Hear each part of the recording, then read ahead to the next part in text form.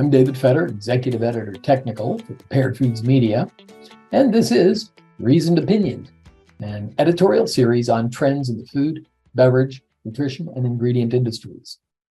Just so you know, the opinions presented in the series are subjective and solely my own, not necessarily those of any staff, administration, owners, visitors, or anybody related to BNP Media. March is National Nutrition Month, and the ideal role of those of us in the nutrition communications field is to promote good, healthy eating. Are we doing that? I'm afraid I have to display some cynicism here. For those of you who don't know me, my main soapbox has always been countering shoddy and misleading nutrition information. When I became a registered dietitian and nutritionist nearly 30 years ago, while doing the coursework and research toward a PhD in nutrition biochemistry, we were trained to use ethics and good science as the twin supports in communicating nutrition concepts to the public. While I usually focus on things like the demonization of salt or attacks on sugar or meat, this time there's something different that has my goat by the chin hairs. The recent news about the sugar, alcohol, and popular sweetener erythritol. In case you missed it, though I don't know how you could have, there's a viral story that's been exploding across media everywhere about a study at the Cleveland Clinic on erythritol. Headlines such as artificial sweetener erythritol linked to heart attacks and strokes and popular sweetener linked to heart attacks dominate. And then there are like 1,000 second-tier media and social media outlets that just go right for the lizard node with words like kill and death included in their headlines. Disturbingly, nearly all of these shock and awe deliveries are being made by or given credence from health and nutrition professionals, dietitians, researchers, even MDs and the like.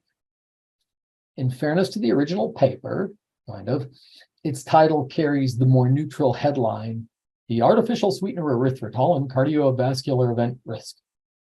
The neutrality unravels pretty much immediately. So let's take a deeper dive. Starting at the very beginning, one glaring mislead needs to be spotlighted immediately. Although manufactured, erythritol is not an artificial sweetener. It happens to be present in nature in fruits, vegetables, and is a product in some fermented foods. But wait, there's more. Erythritol also is present naturally, secondary to metabolic processes in our blood serum, plasma, and even in our urine, among other bodily fluids. I want you to stick a pin in that fact because it's important later. Now, while the study getting all the attention included data from several other studies, the subjects in the main human studies were already health compromised. They consisted of seniors and near seniors ranging in age from 55 to 81. 2/3 had pre-existing conditions that included cardiovascular disease and hypertension. Half of them even had previous heart attacks, and nearly a fifth complete heart failure. More than a fifth had diabetes, and 1 in 6 were smokers. Now, to their credit, the authors did acknowledge that because patients in their observational study show a high prevalence of CD and traditional risk factors, the translatability of the findings to the general population needs to be determined. Wait a minute, what? Another interesting point regarding the subjects. They all had great cholesterol levels, but that also is suspicious. Seeing as how they're already heart patients, such good cholesterol levels makes me think at least many of the subjects were likely already on statin drugs or similar. And by the way, statin drugs have been suspected of causing cardiovascular incidents in their own right. I read the study half a dozen times. I couldn't see where medications were mentioned. They should have been if they weren't.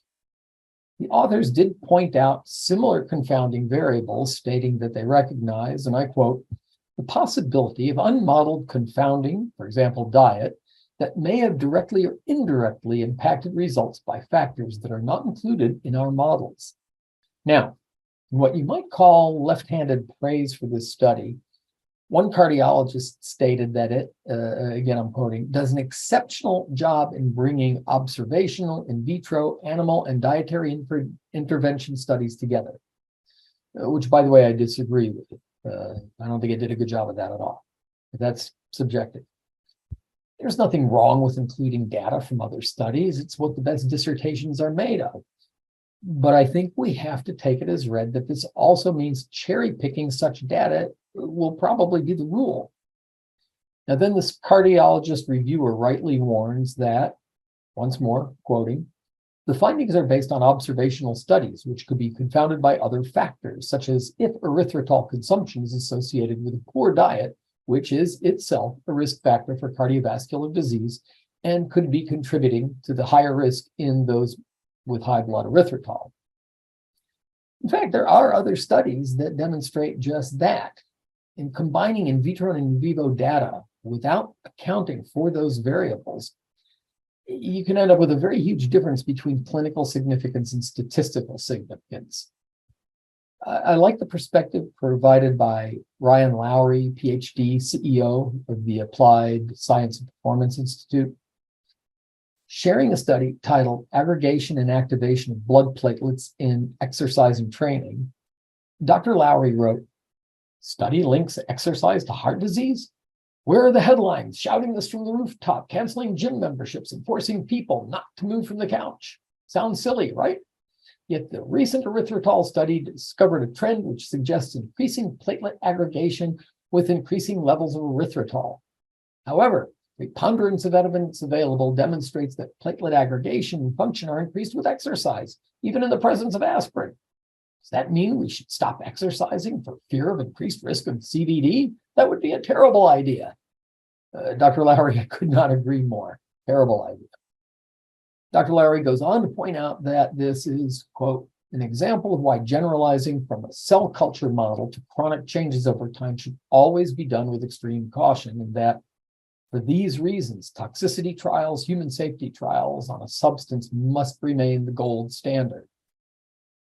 Statistical significance is a result that is measurable and proven not due to coincidence, and typically involves a correlation. We'll talk about correlations in a little bit.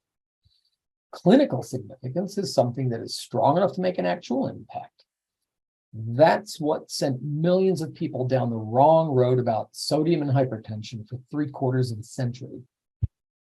Now, what about the blood studies on erythritol levels in the Cleveland Clinic research? Aha, remember the fact that I asked you at the beginning to hold on to? Seems we humans already have levels of erythritol in our blood. Now, while such blood measurements, as done in the study, do include a baseline, it still needs to be determined how that interacts with ingested erythritol and how this also affects measurements of the same. The authors do mention the natural occurrence of erythritol, but they shrug it off, citing the 1,000-fold difference in erythritol in foods versus in nature. But then in the following paragraph, they point out how poorly metabolized ingested erythritol is and how the majority of it is fairly rapidly excreted in the urine. This contradiction gets brushed aside almost immediately. So now we get to the biggest flag.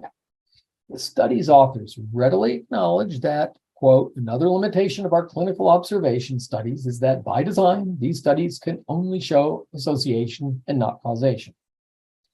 Ching! So here's the take home.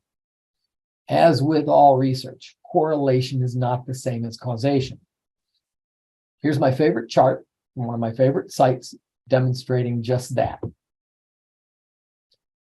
So to repeat, there's a difference between statistical significance and clinical significance. Speaking broadly, statistical significance means a result is measurable and not able to be attributed to coincidence. And clinical significance essentially implies an established cause and effect, usually a deleterious one.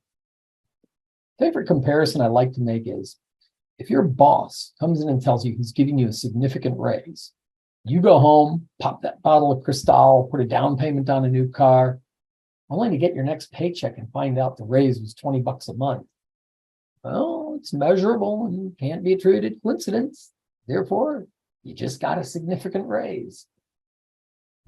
I don't fully blame the study's authors, not fully. I think they could have been more open about the flaws riddling their study. Remember, it's only one study. There are many other studies on processed sweeteners, some good and some bad. By that, I mean both the studies and the sweeteners. But the media have proven again that they are in the business of man bites dog stories with very little concern about the hysteria and confusion they wreak. And especially now with viral social media able to spread these things globally in microseconds. But this isn't really news. What is news is that all too often, the hysteria is being inflamed by the very professionals we need to be able to trust for some honest, ethical, science-based research. It looks as if we nutrition communicators still have our jobs cut out for us. Well, this has been Reasoned Opinion. I'm David Fetter, Executive Editor Technical for Prepared Foods Media, and I invite you to pile on the comments and pro or con. I look forward to hearing from you. And I also look forward to having you join us next time. Thank you, and till then,